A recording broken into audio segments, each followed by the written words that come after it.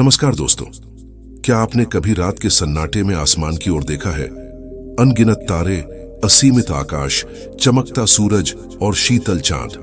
अचानक मन में सवाल उठता है, ये सब आखिर कहां से आया?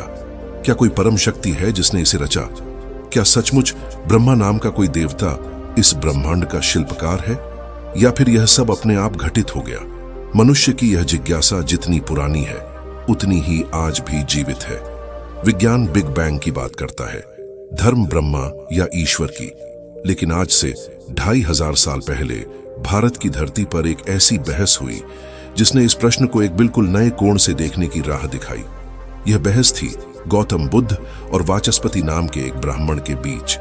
राजगृह के पास वेलुवन विहार, हरे भरे वृक्षों के बीच से आती ठंडी हवा, पक्षियों की मधुर आवाज और गहरी शांति से भरा वातावरण। पीपल के वृक्ष के नीचे पद्मासन में बैठे हैं गौतम बुद्ध। उनकी आंखें गहरी और शांत, जैसे किसी सागर की अथाह गहराई हो। उनका चेहरा इतना सौम्य कि देखने वाला बस उन्हें निहारता रह जाए। तभी वहां प्रवेश करता है वाचस्पति, एक वृद्ध ब्राह्मण, सफेद दाढ़ी, माथे पर गाढ़ा तिलक और हाथ में मोटा ग्रंथ। वर्षों से उसने वेद पढ़े, यज्ञ किए, तप किया, लेकिन एक सवाल ऐसा था जिसने उसकी आत्मा को बेचैन कर रखा था। वह बुद्ध के सामने खड़ा हुआ और बोला, हे तथागत, मैंने वेद पढ़े, तप किए, मंत्र जपे, परंतु एक प्रश्न मुझे चैन नहीं लेने देता। यह सृष्टि किसने बनाई? ब्रह्मा ने या किसी और ने? या यह सब अपने आप घटा? बुद्ध ने उसकी ओर देखा और मुस्कुराए। यह सवाल उनके लिए नया नहीं था। सदियों से मनुष्य यही जानना चाहता है। लेकिन उन्होंने शांत स्वर में कहा, वाचस्पति, सोचो, यदि मैं तुम्हें बता दूं कि यह सृष्टि ब्रह्मा ने बनाई या किसी और शक्ति ने, तो क्या इससे तुम्हारे जीवन का दुख मिट जाएगा? क्या यह ज्ञान तुम्हें लोभ, मोह और क्रोध से मुक्त कर देगा? वाचस्पति जिद्दी था। उसने कहा, हां तथागत, यदि मुझे यह रहस्य मिल जाए तो मैं जीवन का अर्थ समझ सकूंगा। बुद्ध ने उसकी आंखों में गहराई से देखा और धीरे से एक कथा सुनानी शुरू की। उन्होंने कहा, कल्पना करो, एक योद्धा जंगल में शिकार कर रहा है। अचानक झाड़ियों के पीछे से एक जहरीला तीर आता है और उसकी छाती में धंस जाता है। दर्द असहनीय है।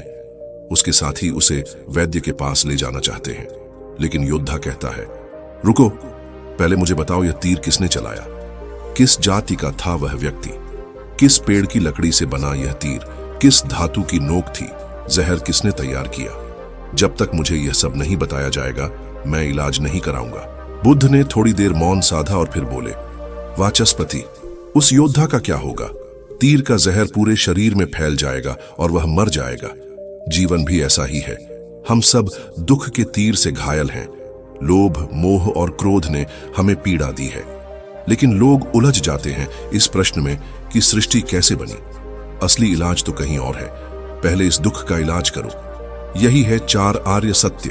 दुख है, दुख का कारण है, दुख का अंत है, और उस अंत तक पहुंचने का मार्ग है अष्टांगिक मार्ग। वाचस्पति कुछ देर चुप रहा। उसकी आंखों में उलझन थी। फिर उसने धीमे स्वर में पूछा, तथागत, तो क्या यह संसार अनादि है या कभी इसकी शुरुआत हुई थी? बुद्ध ने पास ही जलती हुई मशाल की ओर संकेत किया। देखो वाचस्पति, यह आग जल रही है। यह लकड़ी, हवा और घर्षण से बनी है। जब ईंधन समाप्त होगा तो आग बुझ जाएगी। क्या तुम तब पूछोगे कि आग कहां चली गई? आग कारणों से उत्पन्न होती है और कारण मिटते ही समाप्त हो जाती है। सृष्टि भी ऐसी ही है। यह कारण और परिणाम के नियम से चलती है। जब कारण होते हैं तो परिणाम होता है। जब कारण समाप्त हो जाते हैं तो परिणाम भी मिट जाता है। यही है प्रतीत्य समुत्पाद। न कोई स्थायी शुरुआत, न कोई स्थायी अंत, बस एक प्रवाह है, जैसे नदी बहती रहती है। यह सुनकर वाचस्पति का मन डगमगाने लगा। उसकी सारी विद्या, सारे यज्ञ और तप उस पल में ध्वस्त हो गए। उसकी आंखों में आंसू आ गए। वह बुद्ध के चरणों में झुक गया और बोला, तथागत, अब मैं सृष्टि नहीं, स्वयं को जानना चाहता हूं। बुद्ध की मुस्कान और गहरी हो गई। उन्होंने कहा, जो अपने मन को देख लेता है वही पूरी सृष्टि देख लेता है।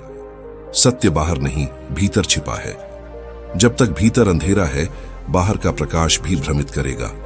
लेकिन जब भीतर दीपक जल उठता है, तब सृष्टि का रहस्य अपने आप प्रकट हो जाता है। दोस्तों, बुद्ध ने ऐसे प्रश्नों को अव्याकृत कहा, अर्थात अनिर्णीत।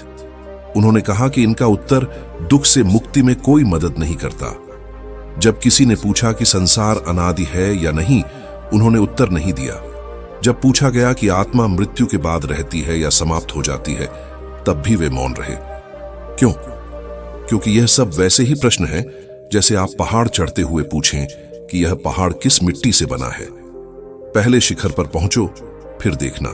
सोचिए, यह दृष्टिकोण कितना अद्भुत है। आधुनिक विज्ञान भी कहता है कि ब्रह्मांड बिग बैंग से उत्पन्न हुआ, लेकिन बिग बैंग से पहले क्या था, यह कोई नहीं जानता। विज्ञान कहता है कि शायद इसका उत्तर कभी न मिले, और बुद्ध ने भी यही कहा कि यह प्रश्न अनंत है। पर असली सवाल यह है कि तुम्हारे दुख का इलाज कहाँ है। बाहर की सृष्टि को जानकर भी तुम भीतर के खालीपन से मुक्त नहीं हो सकते। लेकिन यदि तुमने अपने भीतर के ब्लैक होल को भर लिया, तब बाहर का ब्रह्मांड तुम्हें खुद ब खुद स्पष्ट हो जाएगा। यही है बुद्ध की शिक्षा, 4 आर्य सत्य और अष्टांगिक मार्ग।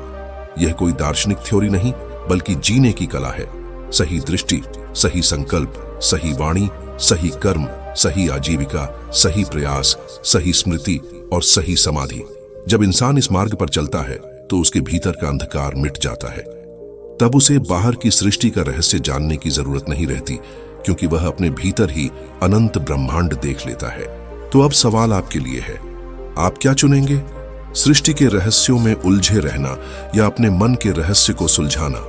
बाहरी ब्रह्मांड के ब्लैक होल की खोज या अपने भीतर के ब्लैक होल को भरना? सोचिए, क्योंकि जब आप अपने भीतर शांति पा लेंगे, तब यह पूरा ब्रह्मांड आपको एकदम स्पष्ट दिखाई देगा। यदि यह कथा आपके दिल दिमाग को छू गई हो, तो इसे दूसरों तक पहुंचाइए, क्योंकि बुद्ध का संदेश सिर्फ प्राचीन काल का नहीं है, यह आज भी उतना ही जीवंत और प्रासंगिक है। नमस्कार, जागते रहिए, बढ़ते रहिए और अपने भीतर झांकते रहिए।